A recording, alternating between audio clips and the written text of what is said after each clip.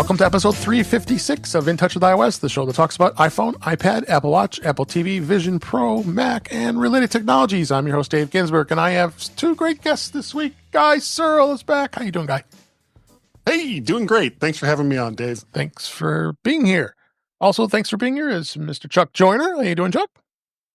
I'm great, David. Hey, I'm here with this crew. How can I be anything but great? Yeah, you can't beat this crew. MartyJeff has also joined us. How you doing, Marty? Yeah, it was a day full of meetings, and here's a tip. It's a motivational work tip. Don't schedule your annual retirement meeting after you've done a 3-hour faculty retreat. Because you are ready to retire at that point. I bet. I bet. But last but certainly not least, he's back. Jeff Gamet. How you doing, Jeff? Welcome back to the show. How you doing? I have missed you so much. We have too. I'm sorry that my schedule has been so chaotic that It's I've okay. had to miss some time. But I'm glad that I'm here. Yes. And I'm glad that you're even tolerant of me saying, "Hey, I might be a minute late because the ice cream truck showed up." Yeah. Was it playing the song and everything? You know. No, but I sang all the way Okay. from my place down Now- to the ice cream truck. Did you go there, Jeff, for the ice cream or the creepy guy that sells it? Yeah. Why not both? Yeah. Why not? In my neighborhood, the ice cream guy plays Helter Skelter. I want to come have ice cream with you. Jeez. Yeah, really? All right. So the normal things we talk about this week will be, as well as many weeks here, is In Touch with Vision Pro, In Touch with Mac, and we are going to hit up on some beta as we always do. But let's go ahead and start off with Vision Pro. Apple did release the third beta of VisionOS, and there really wasn't much to talk about as far as I was concerned. I went ahead and updated it. So did you see anything, Marty, that's relevant to talk about? No, it's like, what they say at accidents and other embarrassing situations. Nothing to see here. Just keep moving by. Keep moving. Just like Star Wars. You don't want these. You don't care about these droids. Not much to really talk about. With continuing on in Vision Pro here. We did put the release notes in there as well, so you can see that there wasn't much. This was like a Reddit post I wanted to kind of talk about a little bit. The Apple Vision Pro fatal design flaw. This was written up here in the past couple days. My Vision Pro has begun to reboot unexpectedly. I haven't seen that. It has happened when putting on a AirPod Max, adjusting how I carry the battery, and simply just turning my head. The Vision Pro can no longer be worn reliably without reboots. And it goes on to say that how he's using it and all that. And I've never seen this before. Have you seen it, Marty? I haven't seen it, but for him to be putting AirPods Max on top of the how do you do that? Vision Pro? Well, I guess you can I think it position gets to the. Yeah. I think it gets to the point that I think the article or the discussion goes on and talks about. That's point where the connector goes on for power. Yeah. And probably that's where the fraying is, and also the tension or torque on the power is that's causing it to drop out. I don't think that the Vision Pro is designed to be wearing headphones, period. I don't think I wouldn't. At least I wouldn't do it. So found it. I don't have an AVP, but do you mind if I jump in for a second? Please do. I'm calling bovine fecal matter on this. Okay, go ahead. This is not the fatal design flaw in this product. You know what? If you're going to sit there and try and say that what you're doing in this situation is a fatal design flaw, get over yourself. Yeah. Apple didn't design the product just for you. This is not a fatal design flaw. Learn how to use the product correctly and get off my lawn. guess that I'm cranky about this one. about sums it I up. use one battery pack all the time, and I have a second one for backup. Yeah, and frankly, the battery pack, the cables are getting bendy, but to me, that's kind of normal wear and tear. It's not a design flaw. I haven't had to replace it. Still works functionally. If something goes wrong with it, I'll take it into an Apple store and see what they do. They'll probably poke out the old cord, put a new one back in. Yeah, There you go. for sure. And last story of the week here for Vision Pro is Apple is working on a Vision OS support for Go Dot game engine.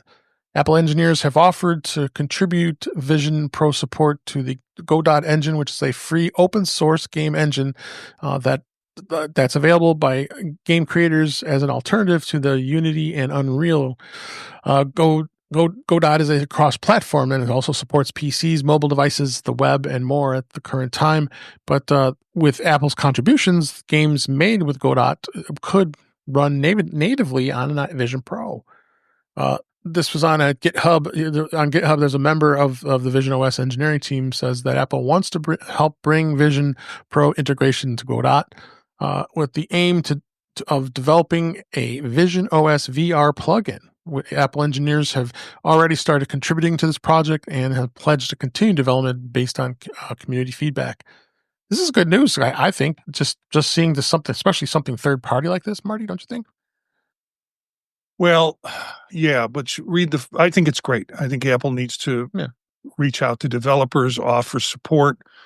They're doing exactly what they should be doing. And Mac Rumors, of course, in this article is doing what they always do.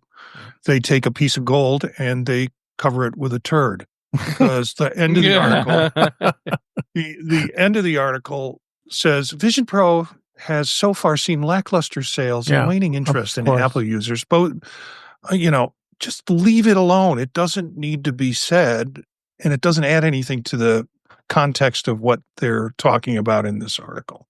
Yeah, but it's got to be in every single story, for whatever reason. And yeah, that's a meme that's gotten really tiring. Yeah.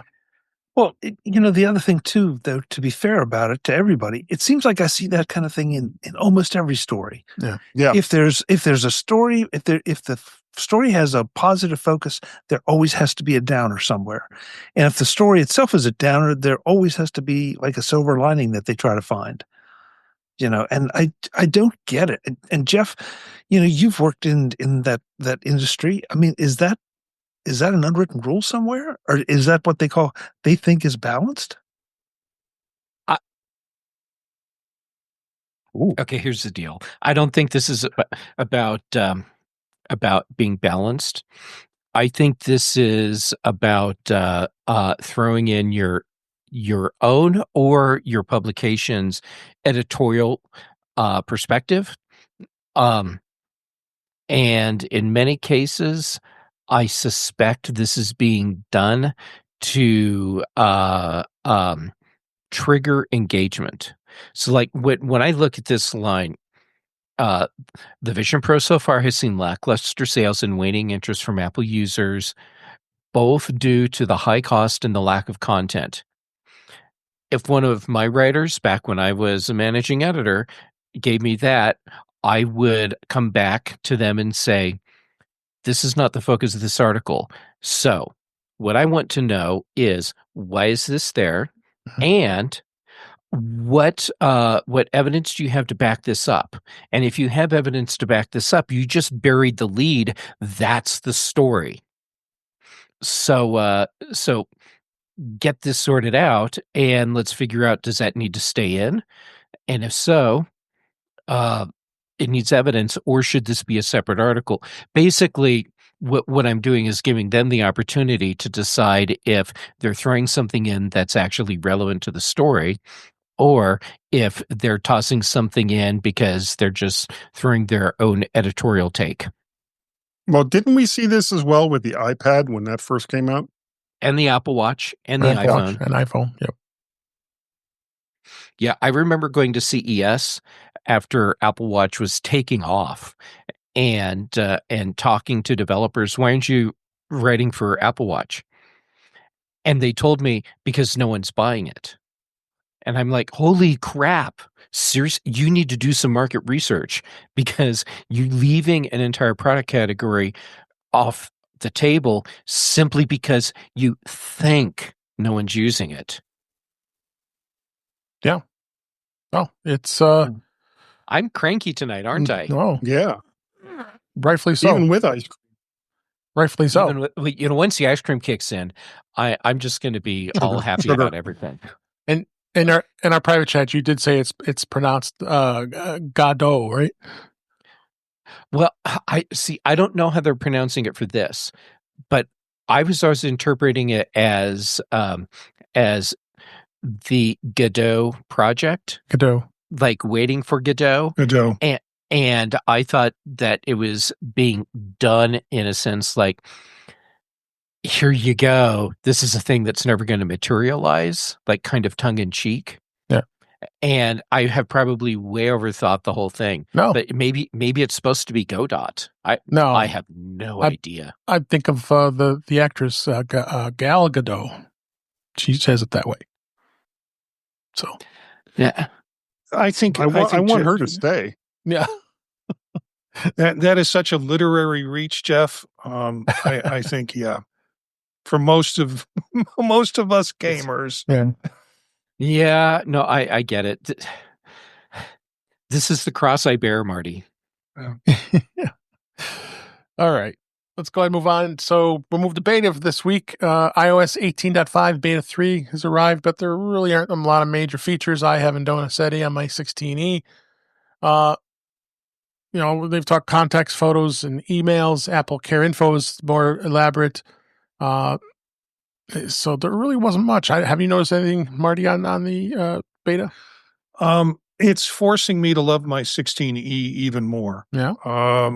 Whatever, I don't know if that's built in the operating system, but no, I'm enjoying it. I'm seeing things come up that are summaries and part of what the operating system now, it seems like it's just flowing a lot better for those reasons and notifications and such. Mm-hmm. I don't think there's anything particularly unique about this new beta. Okay. Yep. I would probably would agree with that too. Bug fix. Yeah. You're running it too, right, okay. Yeah. Yeah. As a matter of fact, I'm not on the developer beta. Public. Yeah. I'm I've been on just the plain old public beta. It's okay. And I've noticed for me that mail is running better, Mhm. As well as I'm not having some of the problems that I had originally with CarPlay. They've mostly worked themselves out. Yeah. Seems to be okay for me. With that. So we go ahead and move on for this week. And we are now, we're talking about beta. There was also a release of tvOS and watchOS 11.5 and tvOS 18.5. Again, nothing of notability. Watch put in some context and timing, which was interesting, but haven't noticed much on Watch OS or tvOS for that matter. So it's nothing really to talk about. But the question is, when is iOS 18.5 going to be released? I'd like to know. And it's, if you look at Apple's track record, so 17.5 got released on May 13th. So, and 16.5 was May 18th. So it's been consistent in the last three upgrades that it was going to be out in May. So it looks as the way they're pacing these updates that we may probably fit into that category. What do you guys think? But do you think there'll be one? There might be one more for WWDC, or do you think that they'll have it wait until after the conference is over? Yeah, there'll be more. There'll be one more because they want it to be really fine tuned, ready to go, ready to continue on being used. Because they know the public is not going. Most people in public do not upgrade to the latest beta. So, and we always tell people don't install beta on your primary device, people. So I think there'll be one more. There might be another beta 4 possibly, and then I think then they'll release that 18.5, possibly get an 18.6, or there could be some incremental bug fixes. Hard to say. But it's all speculation at this point. So let's go ahead and move on to Mac this week. Apple did release 15.5 beta 3 of Sequoia. And there really isn't much notable that we've had been talking on this because they seem to think Mac OS is winding down and with the beta, and we'll be seeing Mac OS 16 more likely. That was announced in June. So I don't know if you, Marty or a guy, I don't know if you're running it on your Mac, but Marty, have you seen anything with Mac? Yeah, I haven't seen anything. I just this week I switched from one primary computer to the other, and I've been catching up on the other. So I'm running my Studio 2, trying to do most of the production off of that, where I was running my Mac Mini M4. And so I on the Studio, I have not added on the developer beta, but I'm running public beta on that. So I just haven't seen anything remarkable about it. Yeah. Okay. Any other thoughts from anybody else before we move on? All right. So let's go on and move on to a celebration. Today, on this date, as we're recording this, April 24th, 2015, the Apple Watch came out. Happy birthday, Apple Watch. 10 years. Woo-hoo. It was There's a 10. It's been on the... But Should we sing? What's that? I say, should we sing? I don't know about that. Happy birthday. Happy. Guys, I might get a strike. Watch that's having a birthday. So if you wear two, it's like wearing a swatch. Oh my gosh, you're funny. So it was as we got an article here from Apple Insider that years after the rumor started, month after it was announced, and week after pre-orders began, the Apple Watch became a reality for millions of users starting on April 24th, 2015, including me. I had the whatever, if you want to call it, the first gen or Series 0, whichever we called it. He says, unless you were seriously into Rolex, here's a decent chance that you stop wearing a watch once your iPhone became part of your life. And I would agree with that. So it took a number of years to develop and patents and all that stuff that happened. But then it was going on since at least 2005. So it took a full, probably close to 10 years before they had that.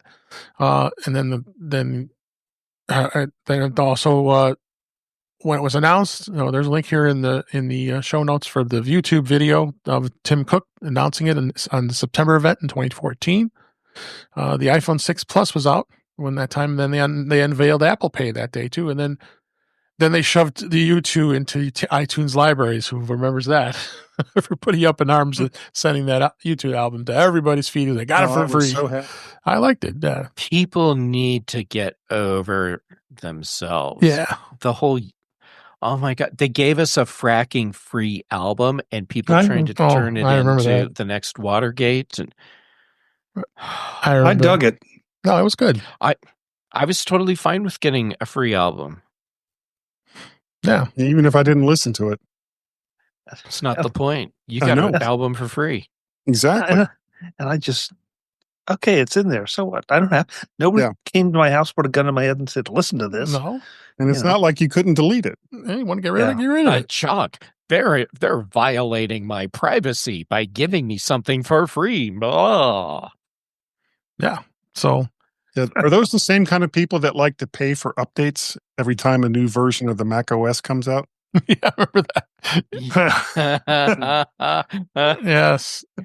And I did pay for it. I'm sure all of us did during that time. Oh, yeah. So, of course we did. You had to. Oh, yeah, we had to. So, but just kind of going through. That's what's like going to get dashboard widgets. I miss those. Yeah, that's good. So just going through I'm going to share a chart in the show notes. I've got our developer. We talked about it. I talked about a number of weeks ago, and Etsy. I'll have a link to his, so you could buy this chart. It's going to, so we started off with the first gen, which was basically the Apple Watch Series 0. Then you had the first gen that came out, and then you had Series 2. I'm trying to think of what I owned. I think I kept the 0, skipped the first gen, and then went to Series 2, and I believe Series 3 I went with that, and then Series 4 I had that, and Series 6 I skipped. No, I didn't go to 6. I had 5, and then I skipped 6, and then went to 7, and then I skipped 8 and went to 9, and then we have 10. So what do you guys remember with the Apple Watch, or what stands out to you over these 10 years? I'm going to start with you, Chuck. Oh, wow, Dave. It was one of those things for me that it seemed so grossly obvious that from the first day that it would be useful, if for no other reason than just to get notifications on my arm that I didn't have to, reach down, pull my iPhone out, or pull it out of a breast pocket, or pull it out of my pants pocket. Yeah.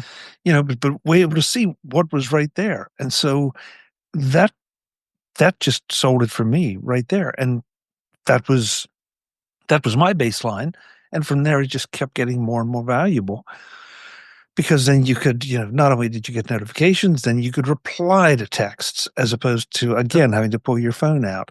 And now I think one of my favorite features, and I know there are people that are going to disagree with this because they really want to walk around their house and say, "Hey, S lady," and then they gripe about how it doesn't respond, Mhm. when all I have to do is reach down, pull up my watch, push the button, and say, whatever, set a timer for 10 minutes.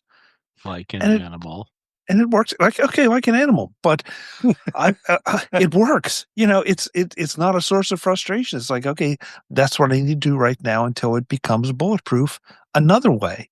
So, and between those two, there've just been a lot of really nice incremental improvements that I use now without even thinking about it. And in fact, the other day, I don't quite know how it happened, but I actually forgot my watch, and I knew about it in about 15 minutes. I forgot to put my watch on because it was now just such a part of my life and I use it so much. And even though I'm sitting in front of a screen with a perfectly good clock up in the corner, that just tells me all the other things that my Apple Watch does for me. So, yeah. How about you, Jeff? What's your thinking of Apple Watch for over all these years? When the original came out, the Series 0, I totally get why people were very skeptical, Yeah. Especially since they had the stupid gold. expensive gold Yeah. model that we all knew was going to be worthless in a couple of years. It turns out that was true. I bought the Series 0 because I needed to review it for Mac Observer, and I had stopped wearing a watch a long time ago because I just don't. So I expected to get the watch, do the review, and in that 14-day window, return it. And here I am still wearing an Apple Watch today. And I haven't upgraded from the Series 8 because because when I was ready to upgrade, the whole lawsuit had already gone into effect, limiting the features you can have in the US. So I'm like, no point in updating my Apple Watch to lose a feature. But I still wear it. And for me, it's a tool much like Chuck's tool, where it's a second screen for my iPhone. And it gives me access to information that matters to me right now because I've dialed in all of my settings for notifications. And it ended up ultimately replacing my Fitbit. And had Fitbit not been so obstinate about keeping all of their technology siloed, and they didn't want to integrate with HealthKit. Had they gone ahead and done that, there's a very high likelihood I would not have continued to use an Apple Watch, and I would have stuck with Fitbit. But the whole HealthKit support is like, I have an integrated thing here, and now it's my fitness tracker too. So it's become a very useful tool for me. I still don't like wearing watches, but I'm used to wearing a watch every day. Absolutely. What about you, Marty? What about your first thoughts about the Apple Watch? That was about the time I started my technology slush fund, which is basically get a reimbursement check from a travel expenses, I should have sent, and I did send it directly to Apple. And so I got the first gen, and what I remember of it, it came in like a hat box sized box. Yeah. It was a huge box from what they are nowadays. And true story on this is, as I upgraded my Apple Watches, my now ex-son-in-law didn't have one. And I said, well, go ahead, you can take this first gen one. And I thought, I'll never see it again. Well, he gave it back to me about 2 or 3 years after that, and I still have it. I was looking for it earlier in one of the desk drawers down here. So kind of nice. Yeah. And about you, Guy, when did you jump in late on the Apple Watch bandwagon? Yeah, I kind of did. I didn't get one until it was like the 3rd or 4th generation. Yeah. And then I cracked the screen on it. And when I found out how much it was going to cost to replace it, it was like, I'll just get a 5th gen instead. Yeah. And I went from the 5th gen to the 7th gen. And once I had both of them, I started using the 5th gen at night for like a sleep monitor. And then, of course, the 7th gen would be on the charger. And then I'd put that on in the morning before I went to work. But sometimes I actually would forget to swap watches, and it didn't matter because, by the time I got home on the second day, I still had, 20 to 30% charge on the first one. And I found a great deal on the 10th gen. So I went ahead and got one of those, but I still have my 7th gen, which is now my sleep monitor.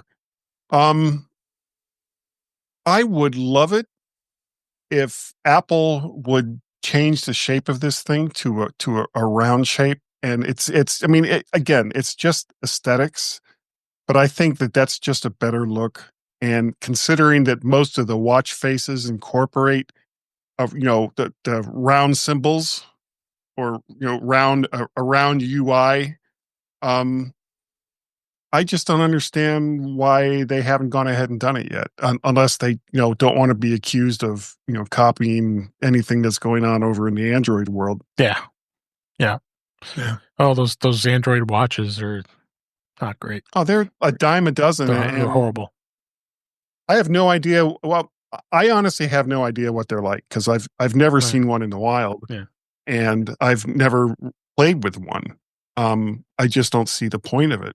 I really like the Pixel Watch. I mean, it's lighter, to the weight size, and it is circular, and I enjoyed it when I was on the dark side for a while, using Pixel Fold and the watch. Yep. So 10 years, and we're probably going to expect another 10 years. And also remember that Apple's really focusing on fitness with Fitness Plus and all the fitness things that happens with it. We didn't really touch upon that too much. So, being able to measure your heart monitor rate and your pulse and a lot of other health things that you can manage very easily on the watch. So it's really progressed quite a bit, including the fact that it has saved so many lives over the years. We've been reporting this for about the 10 years, over all the show we've had here, about 9 years, I think. So it's been a literal lifesaver since 2015. Apple has pitched it as a tech forward fashion accessory, but it really became a health and saves lives with it. And there's been so many different different things that it's done, including detecting heart arrhythmias, AFib, finding coronary heart disease, blocked arteries. Apple Watch has saved lives by detecting other heart problems. It's detected embolisms and blood clots, early detection of serious illnesses, including cancer, monitoring your blood oxygen, which I really like a lot. But the AFib alone, I think it's just a pretty amazing thing that it does. It's no glitch. When you see it happen, you should go to your doctor and check to see if it happens. Think of examples like NBA star Sean Elliott was alerted to AFib, and not despite feeling no symptoms. He went to get medical attention, and it turned out he did have it. So in Apple Watch 4, the ECG feature came out. You've got that, and just on and on. I can go on with some of these things and how many times it's saved lives. I got a good link in an article here that. And there's even a chart here that shows the most common health issues detected by an Apple Watch. So, what do you guys think about this part of it, Jeff? I'm going to start with you. I think it's actually super cool. I had an incident myself several years ago where my Apple Watch was instrumental in a serious health issue for me. No secret, I have a dairy allergy. And I had been, I don't even remember where, but somewhere, and whatever I ate, it had dairy in it. And one of the problems I have, which I totally get, people may not notice a change for me, when I get dairy in me, my cognitive skills tank. Wow. And so I was having breathing issues. My heart rate skyrocketed, and I didn't realize I had a problem. And not because I don't pay attention to my body, but the cognitive skills are gone. And it was because of my Apple Watch and the data it was collecting. It showed that my heart rate went up and stayed really high for a while. And I happened to be on the phone with a friend, and they're like, "Hey, something's really wrong." And they asked me to look at my watch, and I'm looking at the numbers, and they said, "Oh, your heart rate's been at 120 for over an hour. There's a real problem." It is. And, so then I was able to get medical help, and ultimately I was fine. But I do credit my Apple Watch with being a key element in helping me when I was slowly ramping up into anaphylactic shock. Oof. What about you, Chuck? What's your thoughts on this with the health and the Apple Watch? I just feel like I see it as two things. I see it obviously as a way to promote improving your health and by making you more active and making you more aware of it. But I'm with Jeff. The preventative stuff and the emergency part is one. I just think everybody should wear an Apple Watch that's over the age of probably 40 and probably under that. It's and I've shared the story about my girlfriend. She fell in a parking lot, and it alerted me. And I just talked to her, and my watch says she took a fall. It's like, no, she didn't. I just talked to her. Well, she had, and the watch. She was just with a friend, so she wasn't alone. But before any of them could do anything, the watch had alerted emergency services, alerted me, and I was able to track her as she was going from the place where she fell to the hospital. Yep. So I knew where she was at any given moment. I mean, and again, she had somebody with her, so that was not a problem. But just that kind of sophistication that now is available at a relatively inexpensive price. I realize it's not for everybody. Not everybody can afford an Apple Watch. But if you can, man, it just seems like a no-brainer. And I also see a physician for something, and every time I go in, he says, he looks at my wrist and says, "Okay, I don't need to pester you," because he tells all his patients to wear Apple Watches. Nice. So, Love it. It's almost at this stage, it's just get it. Yep. How about you, Guy? Well, like I said, I use mine for sleep tracking. I use mine for keeping track of the number of steps that I take for various reasons. And when it comes to general maintenance of what's going on in your body, I don't think that there's a device that's better at doing that. So Apple definitely has a hit on its hand, and it's just something that I think Chuck is right. If you're over the age of 35 or 40, that just save a couple of shekels a week and go ahead and get one. The one thing I've found that is kind of weird though, I was at a concert last night and I kept getting these alerts Decibels. on my watch. It was telling me that there was some source of loud noise near me. It was like Decibels. I kind of know where that's coming from. Yeah. Thanks. It's right up there on stage. I got the same thing, and it wasn't that loud. It was only like 70 or 80 decibels. Oh, I went to a DC Defenders UFL game, and it was the same kind of thing. Something exciting would happen on the field, and all of a sudden my watch would start buzzing on my wrist, and it was just because the decibels were getting too loud. Yeah. Wrap up with Marty. What's your thoughts on this? I had one incident with it. It is, I've always kind of told my wife, this will help me if I need it. It's got some medical reasoning for it. And we're sitting together at the vet with our dog. I'm not feeling anything really out of the ordinary, but I start getting notification that I've had elevated heart rate for a period of time. Mm-hmm. And they hadn't given us the bill yet. So I knew it wasn't that. But, from the vet's office, I called my primary care physician. He's less than a half a mile away. And I came right over to his office and he ran a strip on me and he said, yeah, everything looks okay. But it was a good warning device for me. You could say physicians get upset because people are wasting their times with false positives, but my physician is not like that. He's much more grateful when he can use the devices for such things. Sure. And he checks a lot of stuff on my Apple Health app when I come in. He wants to take a look at incidents and things like that. So nice. Yeah, that's great news. So, that's the big thing. Use the health features on the app. It's a huge saver of a lot of people. That's for sure. So, all right, let's go ahead and move on to the news this week. First story here: Apple's iPhone 16 ad highlights a key advantage over Android smartphones.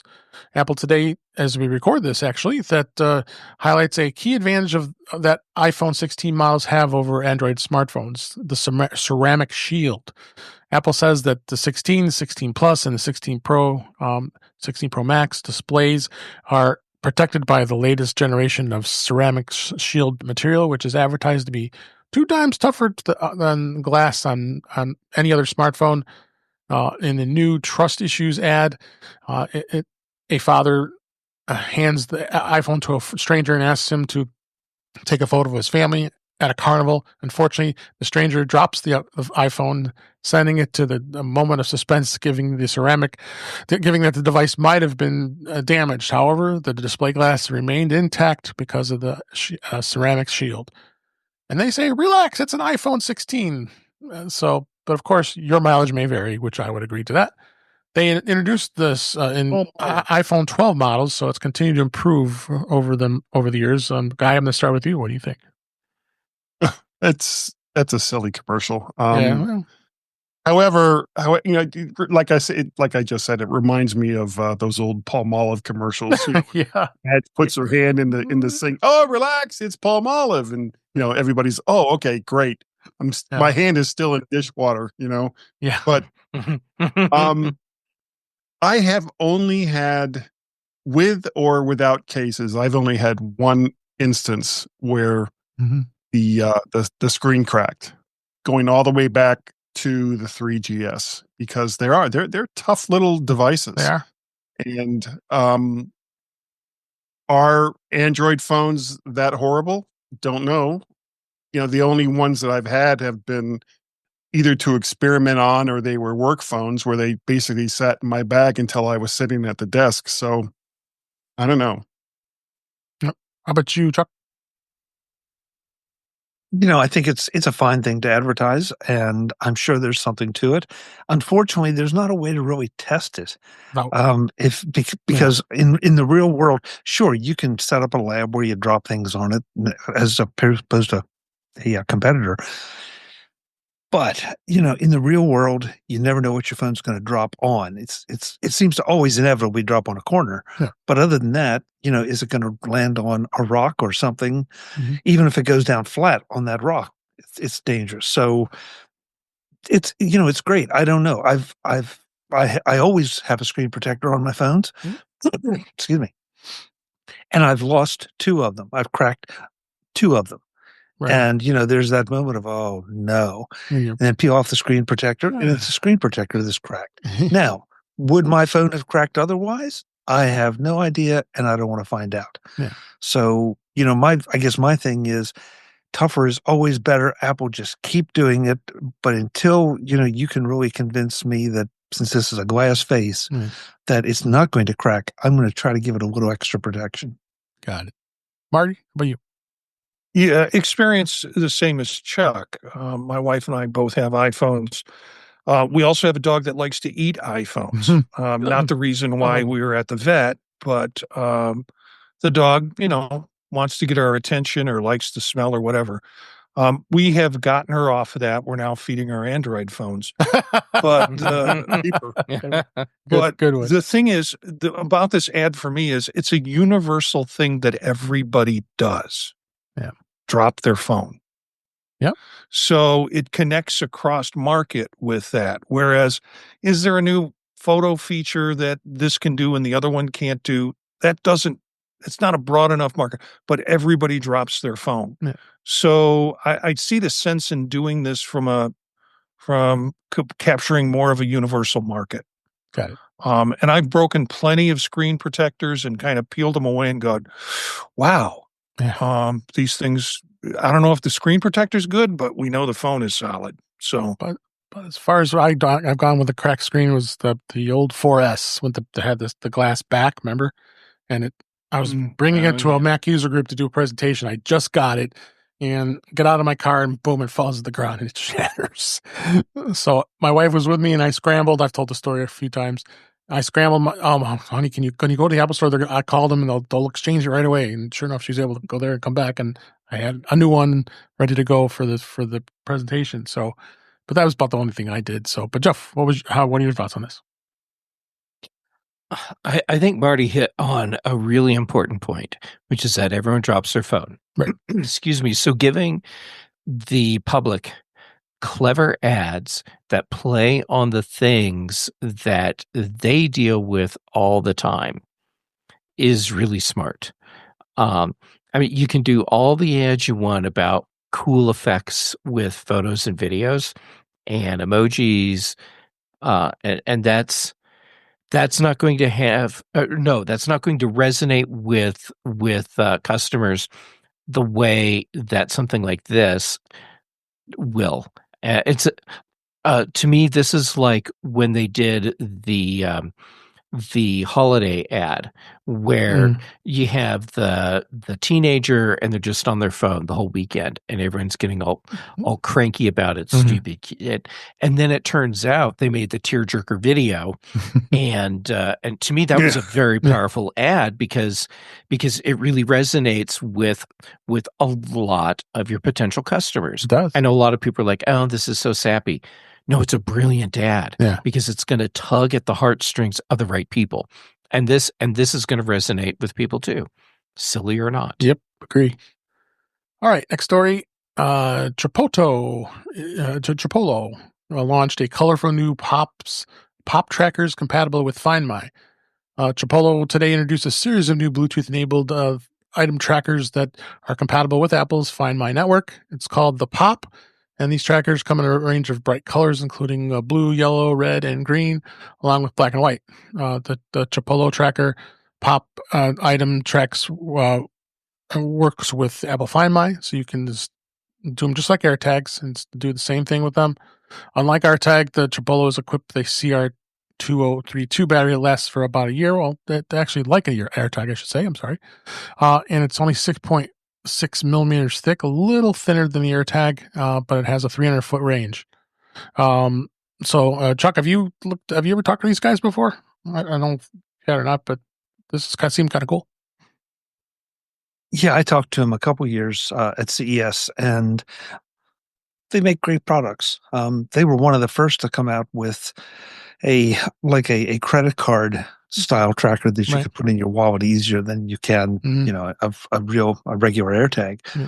But yeah, I mean, and the last time I don't mind telling this story, and you can go and hear them tell it on if you go to the Mac Voices archive. But Mhm.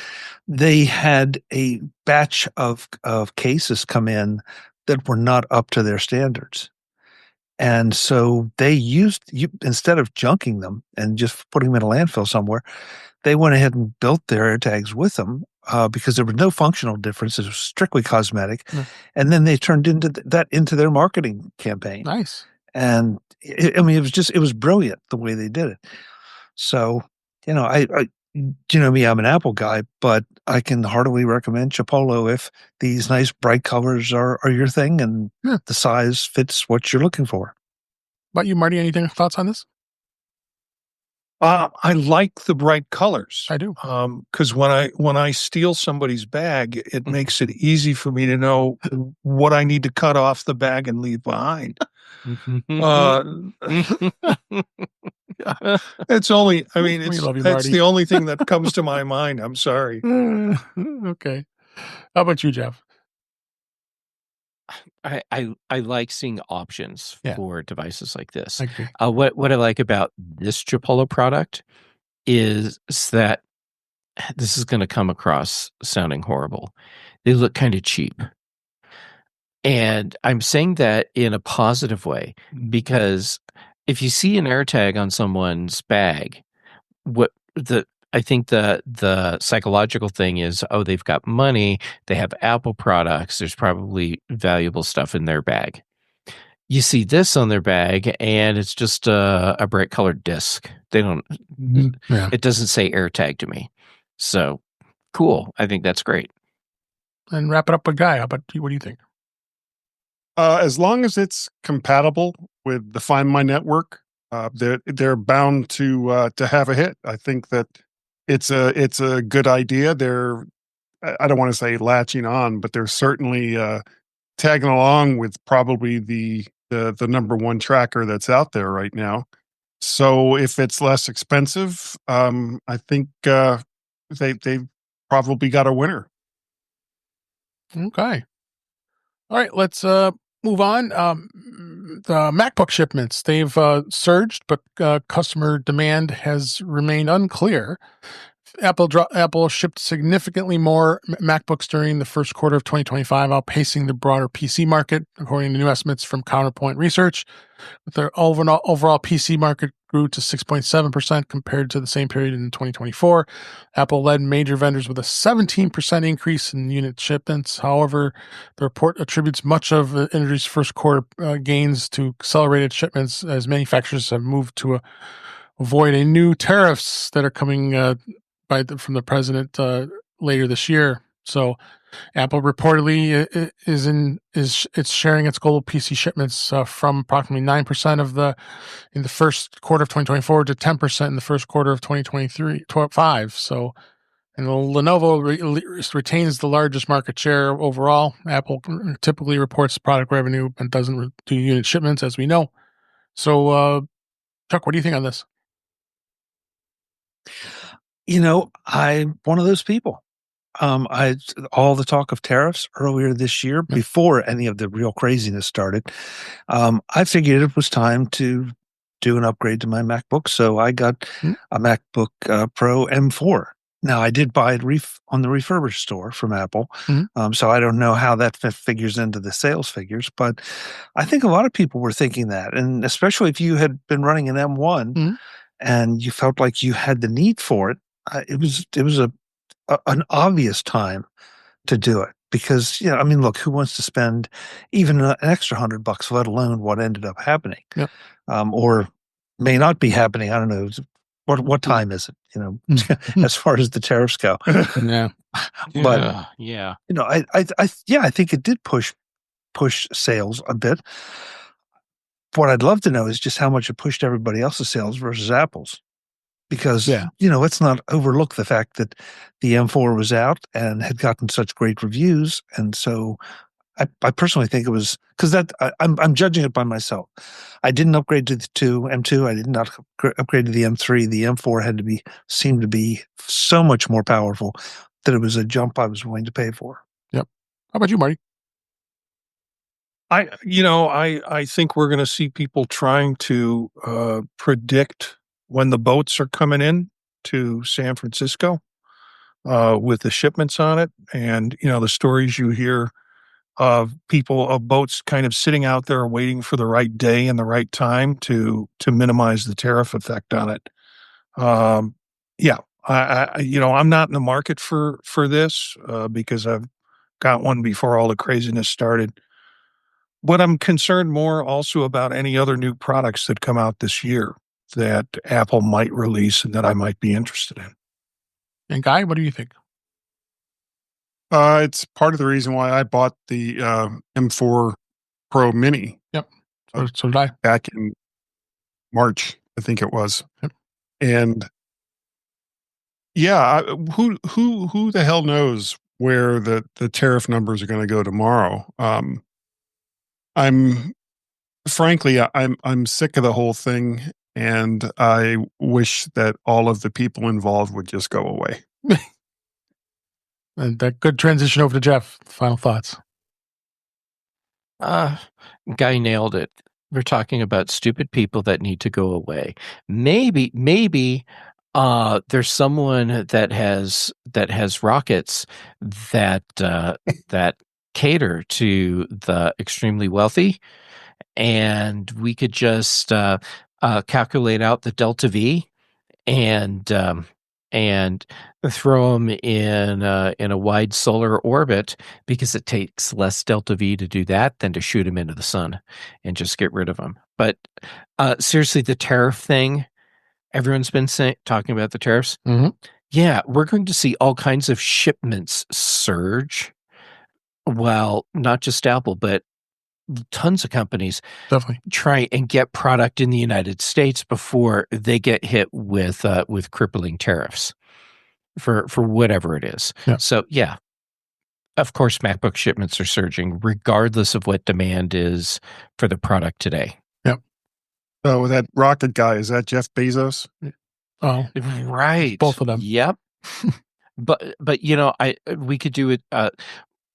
Here's what we do. Okay. So we create this scenario where they think they're now in competition, and they're going to get into their whole swinging match, if you will, and try and outperform each other, and we will get a lot of rockets built quickly that all of these problem people with too much money will line up to get on, and it doesn't matter if they're reliable or not. We just need to get them up out of the atmosphere. Mm-hmm. So what you're saying is Katy Perry deserves a second flight. Yes. Yes. If she wants a second flight, who am I to stop her? Yeah, that's true. All right, couple more. I'm withholding my comments. Yeah, I'll move on. Let's. We have a couple more stories I want to hit before we wrap up here. Max, of course, that's HBO Max, cracked down on password sharing with a new extra member feature. Following the footsteps of Netflix and Disney Plus, the streaming service Max is going to start cracking down on password sharing between multiple households. Max did this week debut a extra member add-on feature, which is designed to allow users to pay a fee for sharing their Max subscription with someone else who does not live in the same household. Extra member add-on is $7.99 a month, and on top of the base subscription price. Max with ads, it's $9.99 a month, while the standard plan is $16.99 a month, and the premium plan with 4X is $20.99 a month. So they're charging them quite a bit here. But the $7.99 a month is a extra add-on member is only just cheaper, but $2 by the ad-supported plan. So if you want to add someone now, you're out there sharing your passwords, I'm not going to publicly admit it, but you know how that is. But yes, it's like they're following in the footsteps of Disney Plus and Netflix. What do you think, Jeff? I think that that streaming services are addressing the wrong problem. Yep. And they're focusing on, well, how do we get these people to pay for more services or to have more people paying for the service? The real question they should be addressing is, how can we make our business model so that the price is palatable to our target audience? And that's not what they're doing. And so they will continue to see people do the sequential subscriptions, meaning you sign up for one network long enough to binge through the show you want, then you cancel, sign up for the next one to get through that show, and then cancel, and until they address their real issue. That's what they're going to see, and they're going to continue to see people trying to find ways around getting blocked or hammered in any way for password sharing. Yeah. One thing I'll add, I just looked at the Help Center on their Macs. It says the extra member add-on is available to Max subscribers billed through Warner Media and not part of the Disney Plus, Hulu, and Max bundle, which I have. So I guess maybe I can't do it, or are they going to crack down? That doesn't say. But Chuck, what do you think? I'm somewhere between Jeff and the company. I agree with Jeff completely on the pricing. Yeah. And there are times that I think that they could milk more money out of this, put it within $2 of a regular subscription. Yeah. That said, I can't believe that Netflix, and I can't believe we're talking about this because Netflix just let it become rampant, and I go back to almost to, oh, good Lord, what was the music sharing service? Napster. That all of a sudden things got so big because it was free, or people were sharing things, and sort of the same thing here. Why Netflix didn't crack down on that a long time ago, and why it's news now that Max is doing it. I mean, if you're supposed to be paying for more, then you should be paying for more. And but again, to Jeff's point, the more money you try to squeeze out of people for the wrong reasons, the more likely they are to just go somewhere else. Yep. Mm-hmm. So, I can almost argue both sides of it, depending on what side of the bed I got up on this morning. How about you, Guy? I think it's a silly thing for them to do because there are lots of people who have multiple homes, which means they're going to be signing on to the service from different IP addresses, and all it's going to do is drive your customers away. It's like, what? Hold on a second. I'm still the primary person who's paying for this. I just want to watch it from my lake house, or I just want to, take my Apple TV when I go to the Outer Banks and use that to sign into all my services. But it's going to be on a different IP. And they won't be able to look at the stuff that they're paying for, or if they're on their phone, or if they're on their tablet and they're not at home. There's so many different ways that this could go terribly, terribly wrong. And just these are the kinds of things that were resolved on the music side when Apple came out with their music store, because suddenly all the tracks became 99 cents. And it was an a la carte kind of thing. You could get the songs that you want off of an album without having to pay for the whole album with all of the filler. Yep. And subscription services, or streaming subscription services, are eventually going to have to understand that because you guys don't share your content amongst all of these different services, that people are going to do whatever it is that they have to do if there's some show that they want to watch. And it's not necessarily going to be to pay you more money. Right. Lastly, Marty. I pay for YouTube. I have a HBO add-on, and with the HBO add-on comes Max. And frankly, I'm more interested in what's on Max than what's on HBO. What's been on the HBO network has been kind of dull. And so I'm more interested again. What's in Max now? What does that mean when I have 5 or 6 different sign-ons or 5 different sign-ons on YouTube, and my son, who lives a mile away from me, is using it as his TV service? How does that all add up? And is he going to have to start paying for service on his own? I got to look at what I'm spending on this service and figure out I might as well just buy the one movie I want to watch anyways, or at least rent it from Apple and keep it that way, or see it that way, than paying increasing fees and repetitive fees to use the service. So Yep. Preach it, Marty. One more thing before we get off of this. Yeah, This is the same kind of dilemma that cable companies had when streaming services came out.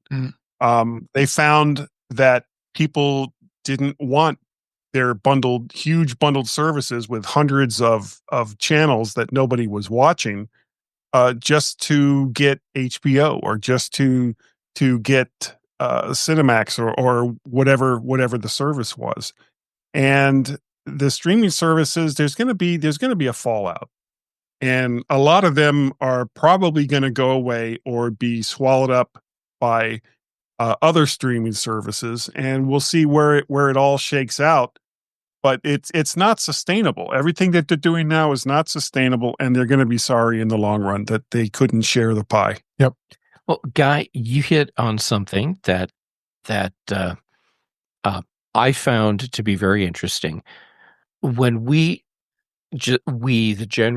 started really complaining about streaming content services, it was after the cable services became streaming content services, and all of a sudden they're treating the streaming services just like they did their cable offerings, and now we're in the same boat we were. All we did was change which cable physical line is bringing the information or the video into our homes. Yep, for sure. I agree with both of you. I would happily pay more money than I'm paying now to somebody if I could just pay for what I wanted. What I wanted. I don't need your bundles. I don't need Discovery. Not the channel, the function. I know what I like to watch or have on in the background or whatever. That's what I want to pay for. But I refuse to pay. I refuse to subsidize ESPN and 25 different news channels that have 25 different political views. Mm-hmm. I just don't. And so my solution has been to say no to all of it. And maybe once in a while for a month, I might dip in, maybe, but I don't even remember the last time I did that. Yep. So I'm a customer that has just made that choice to walk from all of it. And frankly, I use more, Prime, because it comes with my subscription. Prime, yeah, absolutely. So, my primary, my primary reason, sorry for the pun, is the shipping. But since I get the TV for free, yeah, why not? Because there's plenty of stuff on there. Yep. All right, let's move on to one of the last stories here. YouTube TV is getting an interface update with customizable multiple views. To celebrate YouTube's 20th anniversary, the YouTube team announced to yesterday, as we record this, that YouTube TV is going to get interface updates in the near future, starting in the next few weeks. Apple TV members will be able to build their own multi-view with non-sports content. A small group of popular channels will be available to begin with. Through access will be expanding in the coming months. Later this year, the YouTube app for TVs will be redesigned, with YouTube aiming to introduce easier navigation, playback, and quality tweaks and streaming access to comments, channel info. But a sneak peek suggests that YouTube is aiming towards a more Netflix-like design with rows of shows and content for paid services. YouTube says that the YouTube app for TVs will be updated sometime in the summer. So once it's available, you'll probably see things that's part of their 20th anniversary celebrations, including 4x playback speed for YouTube Premium members, a new temporary app, YouTube logo, and birthday theme animations. I'm pretty excited about the multi-view, and not only can you do it for, you can do it for sports, you can do it for your own shows too. Well, what do you think, Marty? Well, didn't they say with build their own multi-view with select non-sports content? So I don't know if we'll see that on this. YouTube, the interface is pretty linear. Yeah. For me, that's good. And with Netflix having to sort through a bunch of rows to find out what I'm looking for is a little clumsier than what I get. I've got two choices with YouTube. I can watch what's live, and I can scramble through that to see what's coming up. Or I can go to my library of stuff that I've saved or I guess DVR'd from YouTube and then pick the thing I want to watch that I couldn't watch earlier. Yep.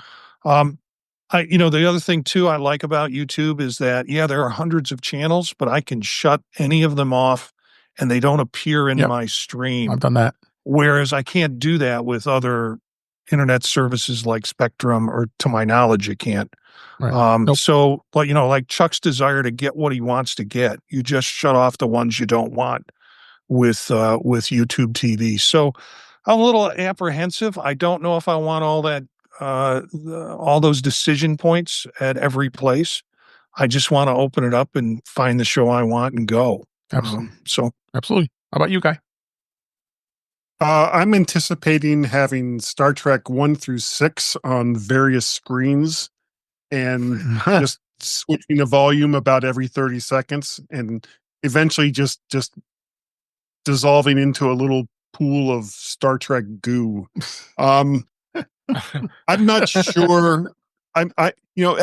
Especially since it's going to be non-sports related. You won't be able to have multiple NFL games. You won't be able to have multiple, of the various leagues that are out there, because they all have services that do that you have to pay for. So they're not going to let you do that. And I doubt YouTube is going to have the licensing permissions to do that as well. Well, you already can do. They set the multi-view when the games are on. So, what if there's like 4 games on at once for the NFL? There wouldn't be. There's only 2 because the 2 major networks show it at any given time, unless you had Sunday Ticket, of course. But that's what I mean. But basketball and college football and any college sports, it's kind of fun. They have sometimes 4 games on at once, and they're showing. They do create that multi-view of 4 games at once, be able to watch all those. But like you said, you can set that up yourself, or is that something they set up? They set up. It's preset to whatever. That's why I'm hoping that it'll be flexible with sports too, of what they allow. It all depends on your licensing. You're right. So, right. How about you, Jeff? What do you think? Who cares if you're not going to make it easy for me to find the content that I'm interested in? Yep. I appreciate wanting to give users more versatility in the way you use your service. Yep.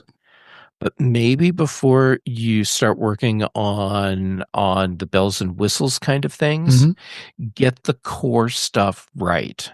And I feel like not just YouTube, but streaming services in general, they're focusing on. Sorry.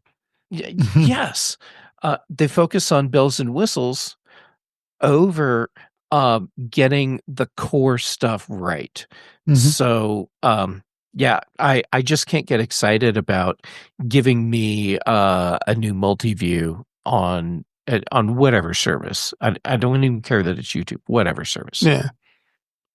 Makes sense. And Chuck, you wrap it up. So I confess, I'm confused. Somebody's going to have to explain it to me. All right. Does multi-view mean, setting up so that you can easily access Star Trek 1 through 6? Or does this mean I can have 4 programs playing at once and I bounce between them? Yeah. Because if I have 4, if it's like 4 picture-in-pictures, if it's not sports, what? I mean, why are you going to have 4 episodes? Guy, are you going to have 4 different episodes of Star Trek playing at the same time? Yes. Now, yes. Okay. Thanks, Guy. So, Come on, I'm interpreting multi-view as 4 picture-in-pictures, and if that's wrong, then Yes. That's how I'm interpreting it also. Yeah, Yeah. it is. You've got Okay. Golden Girls, you've got Hallmark Channel, you've got Seinfeld. Don't you want to watch all those at the same time? And bounce at the between same them. I'll time, be in my bunk. yeah.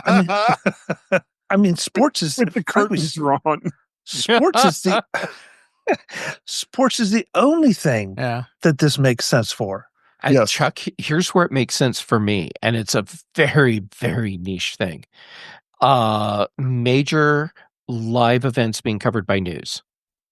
Yeah. Mhm. There's- And Okay. I They wanna have a see news what bundle, 4 too. networks Some news are, multi-view. are talking about from all their perspectives at the same time. I'm going to get different camera angles, Right. all of that. That's, to me, that's the place where something like this has value. They've already got the news. David? Go ahead. I stand corrected, Jeff. I stand corrected. You're right. Go ahead, Marty. David, does MLB do multiple games? Not on YouTube TV that I'm aware of, because the only times Oh, you're going to okay. see anything off of MLB would be ESPN, if there's the ESPN game of the week, because the Friday night baseball is on Apple TV, and they really haven't had a lot of baseball on any of the channels anymore, other than Yeah. if you had your local channel, and Marquee is for the Cubs, so that's its own service by itself, and that's not on YouTube TV. So it's going to be limited, that's for sure. As I was just saying that there is a news bundle that you can do. There's a weather one too that they have preset right now that I've gone and used before. The weather one was because it's got Fox Weather and it's got the Weather Channel, basically those 2 channels. And then the news, you got CNN, Fox News, BBC. There's like 3 or 4 of them in the news, and then whatever sporting event is on right now is going to be the multi-view would show those 4 whatever games they are. Like this time of year, it's no, the basketball's done, so now we're not really much of anything. But there's times when NHL hockey's been on. We would put a hockey game and a basketball game into the same view, because some people like to want to watch both sports. So I think that will be something to come in handy, as long as they allow it to, like you said, you hit it right on the head there, Chuck. It's the licensing. What are they going to do with that? So, but all right. Before we wrap up, let's talk about MacStock. MacStock 9 is going to be here before you know it. I'm going on the site as I look here, and it's, oh my gosh, 77 days away. It's getting there. So it's July 11th, 12th, and 13th, and it's at the Holiday Inn in Crystal Lake, Illinois, and we're going to have a blast. We had it there last year. We're having it there this year. A number of us here on this panel tonight are going to be there. Hopefully Guy will make it, I'm hoping. I hope so. Yeah, so, but everybody else is going to be planning. I'm speaking, and Jeff is speaking, Marty's speaking, and Chuck, you're just in the sidelines this year. I'm sidelined this year. I'm the break the glass emergency presenter if somebody doesn't show up. There you go. So it's So what I'm hearing is I don't need to prepare because Chuck's got it. you just quit last minute, right? just for Chuck's sake, right? You know what? As of right now, I'm done working on my present. Oh God, I hope Mike Potter doesn't see this episode. Oh my gosh, I'm already in trouble with him. I don't need any more trouble with him. No, you're not in trouble. All right, so check it out. We have 3 full days of events going on, including all the workshops that are going to be intertwined into the presentations over those 3 days. Marty's got a workshop and a presentation. I do, as well as Jeff. And we got a number of other great speakers, including our own friends like Brittany Smith, and Kelly Gamad is on the roster now, as well as Brett Terpstra, and he's spoke before. We got some newbies like Mike Burke and Chris Cook, Marty Jeff, and I keep teasing, but his son Will is going to be speaking with him as well, which is great. Joe McKinnon will be on, always on the show.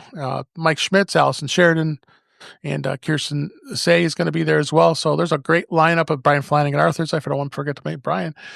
So we got a great roster of people. So it's, like I said, it's July 11th, 12th, 13th. The link is in our show notes. But if you use our special code, which is InTouch50 at the checkout, you will save $50 on your 3-day pass to come to MacStock. So make sure you use that code of InTouch50 to come on and save a few dollars and come on and see us. We'd love to see you. So, and go to MacStock Expo and conference.com. Like I said, links in the show notes, as well as links to get some hotel discounts too for your staying overnight. And I would hope if you're coming up from out of town, you want to stay with us. So come check it out. We would love to see you. And yep, come for the presentation, stay for the community. That's right. Exactly. I couldn't have said it better. So thanks, Guy. And with that, Even Chuck Joyner will be there. He will. Yeah, well. Guy, I think you should give that slogan to Mike. I like that a he lot. can have it. I like that a lot. Yeah, we should use that. So, all right, let's go ahead and wrap up for this week. That's a wrap for this week. Please send your comments, questions, and suggestions to our email address, which is feedback@intouchwithios.com. You can follow us on Blue Sky and Mastodon at InTouchWithIOS. Support the show by buying me a coffee at intouchwithios.com/coffee. We would really appreciate it.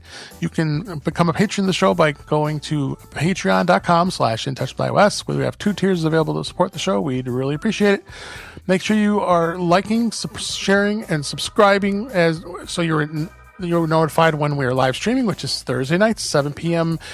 Central Time, 5 p.m. Pacific, on our YouTube channel, which is youtube.com/intouchwithios, where you can watch the live stream as well as watch the past live streams and listen to past shows. Visit In Touch with iOS magazine on Flipboard, where many of the topics we discuss are flipped into that magazine. The link is in our show notes. You can subscribe to our show in your favorite podcatcher, including Pocket Casts, Overcast, Apple Podcasts, and many others. But better yet, just go to intouchwithios.com, where all the links to all the ways to listen to us are there. I am Dave Ginsburg. You can find me on Blue Sky and Mastodon at DaveG65. We'll switch up here. Chuck Joyner, thank you for being here. I appreciate it. Where can people find you? MacVoices.com. That's where you'll find everything. Right now, we are sort of mixing up our content with our regular content and the NAB interviews. And so there's more of both coming next week. And on socials, you can find me as at Chuck Joyner Tuesday nights. You can find us at youtube.com/MacVoicesTV. With pretty much everybody here at one point or another. And so, come on over and join us. It's always a blast. It is. Dave, as always, thanks for having me. This is always fun. I know. Always glad to have you here. Then Guy Searle, thanks you for being here. We always enjoy having you on the show. Where can people find you? Thank you, Dave. Yeah, if you want to hear more of my silly nonsense, I'm one of the longtime co-hosts of the My Mac podcast, along with Gaz Maz. I also host Guy's Daily Drive, where I drive and record at the same time, because how can that ever go wrong? And I am also the creator and head muckamuck of Tales of the AI-verse, something new, which uses a mix of AI and human drama to create weird stories. You can find them all on YouTube under the username VertShark. Guy's Daily Drive and Tales from the AI-verse are also both available as audio podcasts from most major services. You can find me on the socials, Twitex and Blue Sky as Mac Parrot, and the email is guy@mymac.com. Thanks, Guy. Appreciate it. And Marty Jeff, thank you for being here. As always, where can people find you? It's always great. For me, it kind of ends off the week, and I love that, being here and being with this group.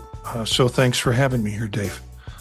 You can find me at Gencius, Jencius, at Bisky or Blue Sky, but it's really Bisky.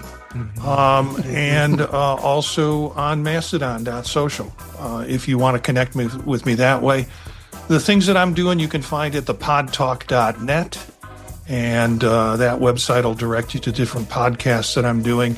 And Tuesday nights with Chuck, of course, with Mac Voices is always a gas. And I just today, a little bit of brand new stuff. I finally poked the bear and got my co-host on Tech Savvy Professor, and we have decided on a time and a day where we can record. So we're going to start recording episodes again of the Tech Savvy Professor. We recorded our return episode today, and that should be in the can and out soon. So good deal. And last but certainly not least, Jeff Gamet, thank you for being here. Glad you're back. Where can people find you? I have no idea. No, near the ice cream truck. Near the ice cream truck. Yes. Social media, Jay Gamet everywhere. I'm posting right now on Mastodon and PixelFed, and it shows up on Blue Sky too.